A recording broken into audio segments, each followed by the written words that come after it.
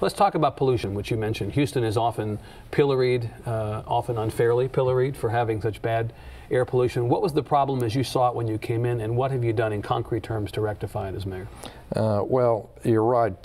Houston has air that's not as clean as we want, but it's a lot cleaner than people think, and it's a whole lot cleaner than it was 30 years ago because of air pollution laws. But, you know, I was in a peculiar position of heading the Environment Committee for the Chamber of Commerce and also being on the board of Environmental Defense, an environmental advocacy group. Right. And I was seeing that people were talking past each other, not getting things done based on science. And so what in the concrete? We had the top scientists in the region look at the chemicals in our air, see which posed health risks. The number one was something called butadiene. And we told the companies, in this case there was one company in particular that was putting a lot of it in the air, we will sue you to shut you down or you stop putting this stuff in the air. Right. And we've cut it by over 60% within about 30 months. How much of what you wanted to do at the city level was in conflict with what was possible at the state level? Is there an issue with what you want to do versus what the state will permit?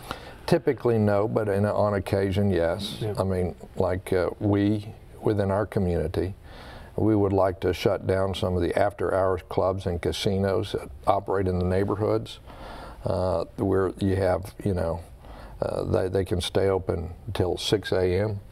even though they're supposed to stop serving liquor at 2 a.m. And there's nothing good that occurs between 2 a.m. and 6 a.m. in the middle of these residential neighborhoods. When I was just in office for about 2 months, when we had a firefighter who was responding to a call. There was a fight about 5:30 a.m. and somebody burned down the club. A firefighter died, but the liquor lobby, you know, has not allowed us to be able to regulate when these places ought to shut down. Right. So I get a little frustrated sometimes when local officials aren't able to do a local job. Okay. Let's talk about crime, which you mentioned again was an issue when you came in as mayor. There was some controversy about an FBI report on the murder rate in Houston that popped on the screen earlier this year. Why don't you talk about that? Well, Houston is a safe city and it's getting safer. This last 12 months, there were 5% less violent crime than the 12 months before. We did have a spike which occurred after the big Katrina evacuation. Over 200,000 people moved to our city. The vast majority were just working people who wanted to get on with their lives, but there was some number, probably a tiny percent of 1%. Right. There was hardcore criminals, gang members, and we had a special housing program for them. It was called the jail. Incarceration, and so we went after them, and you know, they learned that in Houston, Texas, we enforced the law. Now there was a period of time there where the crime rate spiked, but we brought it back down. Your belief is that it was entirely or only partly attributable to the Katrina influx? Well, if you look at the statistics, that's really hit us. But you know, our violent crime rate per 100,000 right now, well, since I've been mayor, is less than it was in the 4 years before I've been mayor. And I'll tell you, Evan, anybody who knows anything about law enforcement knows that so much of crime, the homicide, the burglary, is due to narcotics. Where we go after the criminals, where we find the career criminals, the gangs, the people dealing narcotics, lock them up, the crime goes down. You're satisfied that there are enough police on the street right now in the city of Houston? No, I mean, we're increasing the police force by 10% in the next 24 months. So I want to see it go way down. And you do that by devoting more resources.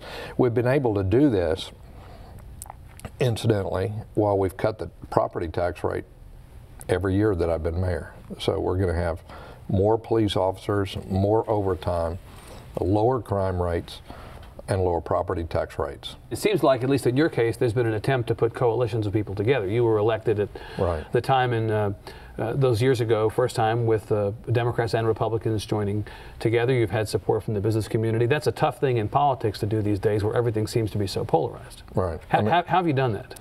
Listening to people, trying to build consensus. You know what? If you listen to somebody, you might actually learn something from them. We have people from all different neighborhoods, from a wide range of the political backgrounds.